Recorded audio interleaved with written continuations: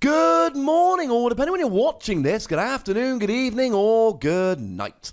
My name's Ross, and as always told, I had a voice for radio. So today, we're going to be looking at the Japanese metagame. That's right, ladies and gentlemen. We're going to be looking at the decks that are being played over in Japan. Now, a quick side note here before we get going. This is one Japanese tournament and it had 44 people in. It is not necessarily representative of the entire format in Japan.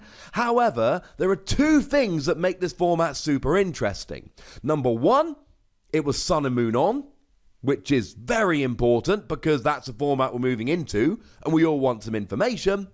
And number two, they are playing with Lost Thunder cards. Pretty much everything in Lost Thunder is now out in Japan, so this is one of the first tournaments where Lost Thunder was really legal. Therefore, it is very much worth having a look at what's being played over there. And you can see from the graphic on the screen, which was shared by the lovely Megaton Punch 01 over on Twitter, although I do believe it came from the website pokecardmanager.com. And there are a lot of new cards on here. There are a whole bunch of decks that aren't legal yet. As we go through, there's Cofagrigus, not legal yet. Sceptile, not legal yet. Solgaleo, not legal yet. ZOROARK, not legal yet.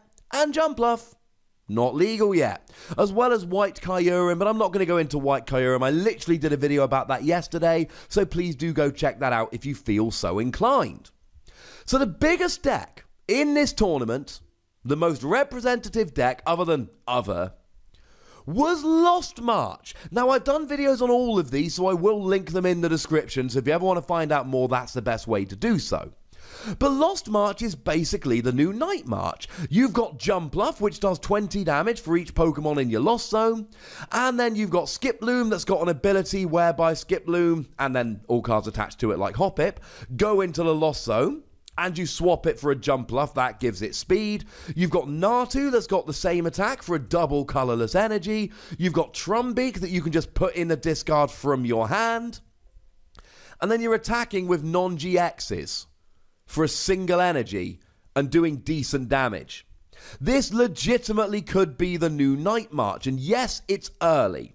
And I am not going to sit here and tell you now that this is 100% representative of exactly how our format's going to look. But I am going to sit here and tell you that you should expect these decks to be good, and you should do a bunch of testing.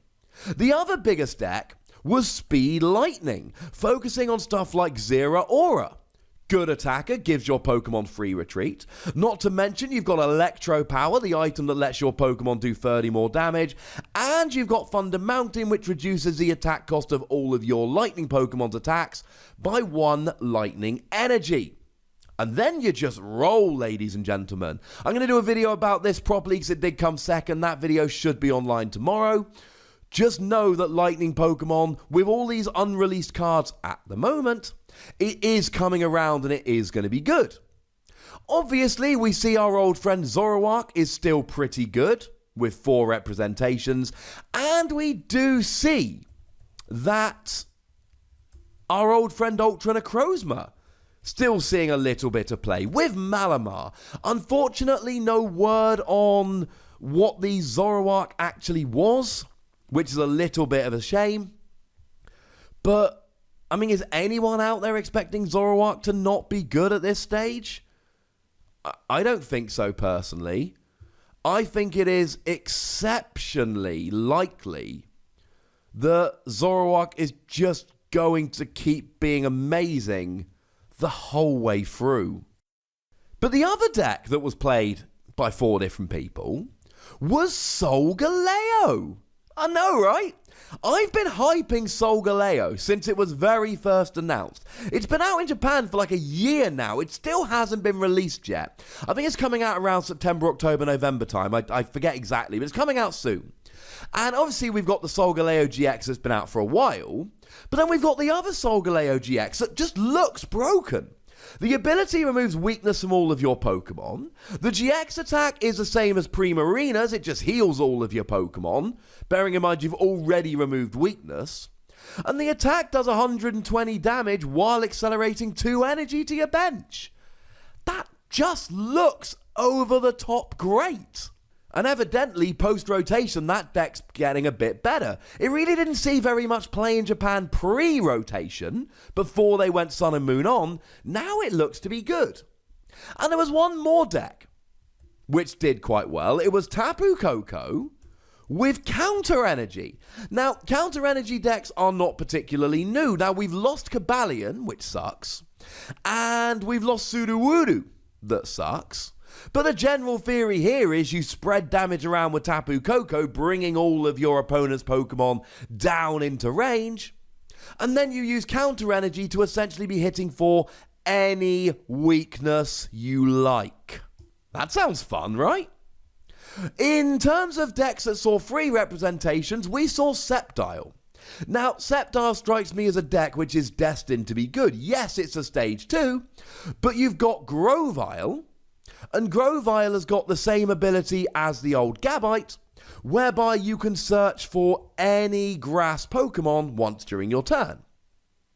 Which means that as long as you can get a single Gabite on the field, and by Gabite I mean Grovyle nowadays, first Grovyle searches a second gets a third gets a fourth, and then next turn each Grovyle searches out a Sceptile, and then you're just off and rolling, and you've got everything you need to finish out the game.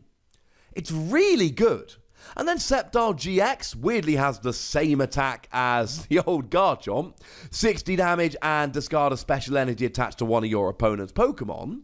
But then 2 energy, 130, move a grass energy to your bench. It's a very powerful deck. Not to mention you've got the Sceptile from Celestial Storm, which gives you immunity from Ultra Beast. And that is a deck that is waiting and ready and raring to be good. Now, we also saw Alolan Exeggutor coming around.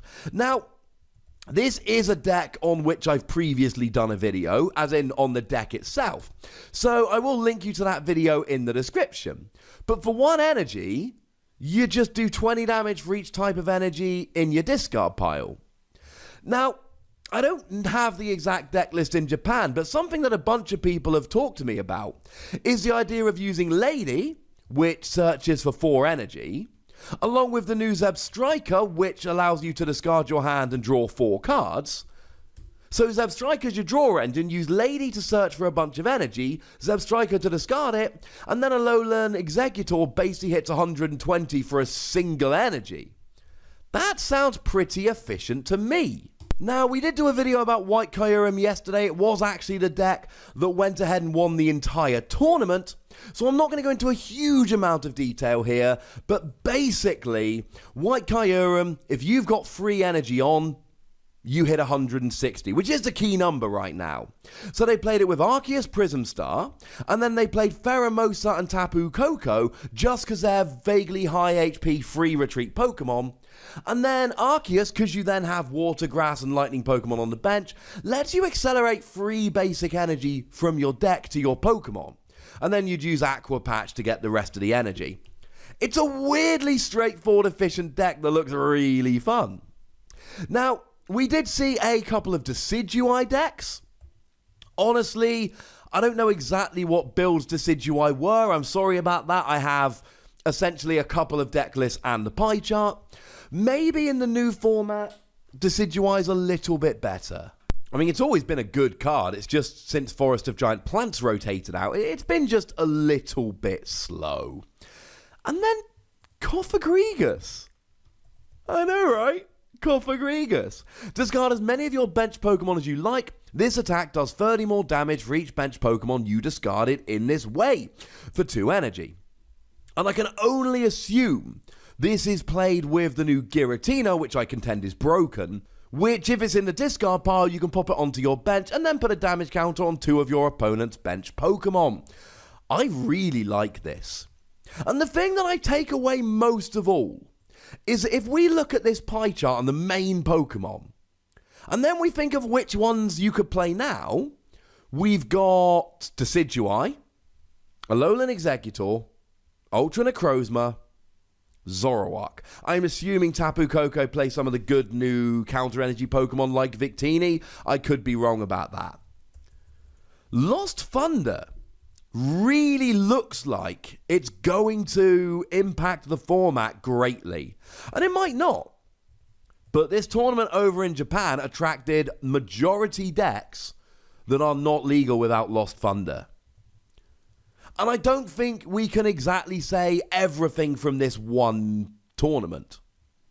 But I think one thing we can say is that Lost Thunder is going to have some very interesting cards, which is going to really impact the format. But ladies and gentlemen, I want to know what you think about this. Are you buying this? Is it too small a sample size? Are you just not believing what you're seeing? Let me know in the comment section. Go nuts, but be nice and tell me which of these decks you're most excited about trying out. For me, going to be honest with you, it's probably Lost March, but I'm also a little bit terrified it's just going to be Night March reincarnated, and that's going to make me sad. Go nuts, but remember the rule, ladies and gentlemen. Do be nice. Make sure you like this video, subscribe to this channel, follow me on Twitter at TheWassy, and Twitch for some live action at twitch.tv/PTCGRadio. If you want to support the channel, get some bonus podcasts and all of that, head on over to patreon.com/PTCGRadio, where you can do exactly that. But by far the most important thing, as always, is to look after yourselves until next time. Thank you very much for watching. My name's Ross, and you've been watching PTCG Radio.